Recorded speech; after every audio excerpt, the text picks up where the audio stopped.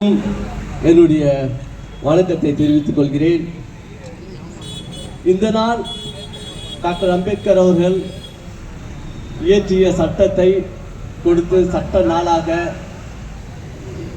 அரசாங்கத்தால் அறிவிக்கப்பட்ட நாள்.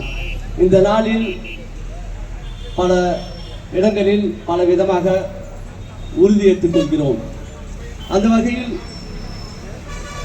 இன்னைக்கு பிரித்தாலும் சூழல் இருக்கின்றது. பிரித்தால்தான் அரசியல் செய்ய முடியும். மக்கள் பிரிந்து கிடந்த பல்வேறு பெயர்கள், அதாவது நான் இந்தியன் அப்படின்னு சொல்லிக்கலாம். நான் இந்தியன் சொல்லும் போது அடுத்த வினாடியே நீ தமிழன், நீ கன்னடன், நீ குஜராத்தி, நீ காஷ்மீரி அப்படின்னு சொல்லிட்டு மாநிலங்களாக பிரித்தாளுகிறார்கள். சரி, நான் தமிழன் என்று சொல்கிறேன்.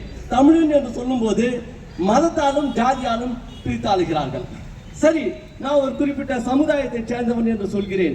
அப்படி சொல்லும் போது நீ இந்த சமுதாயம் தான், ஆனா நீ இந்த கட்சி, ஏகப்பட்ட கட்சிகள் இருக்குது, கட்சி மூலியமா நம்மளை பிரித்தாளுகிறார்கள்.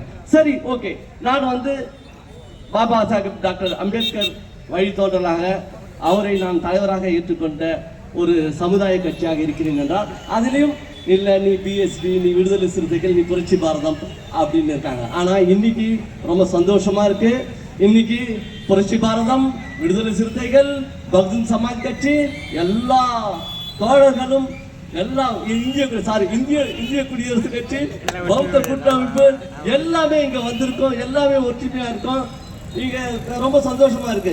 அதே வேளையில நல்லா கொஞ்சம் உற்று பாருங்க, நம்ம சமுதாயம் இன்னைக்கு படித்து முன்னேறி கொண்டிருக்கிறார்கள்.